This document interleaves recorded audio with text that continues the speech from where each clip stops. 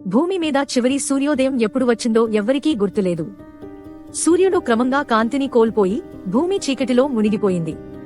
మనుషులు కృత్రిమ కాంతులతో బతికే ప్రయత్నిస్తున్నారు.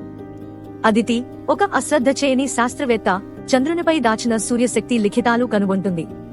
ఈ శాస్త్రీయ సూత్రం ద్వారా సూర్యుని మళ్లీ వెలిగించగలమని అర్థం అవుతుంది.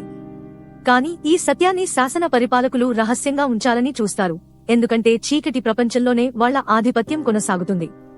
వీరజ, ఒక యువకుడు, ఎప్పటికీ అంధకారంలో జీవించలేడు.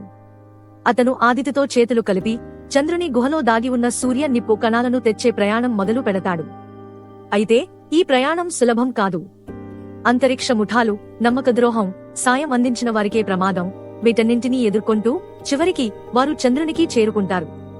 క్లైమాక్స్ లో ఆఖరి మంటను తిరిగి సూర్యునికి పంపి కొత్త వెలుతురుని తెస్తారు. ఆకాశం మళ్లీ కాంతితో నిండుతుంది.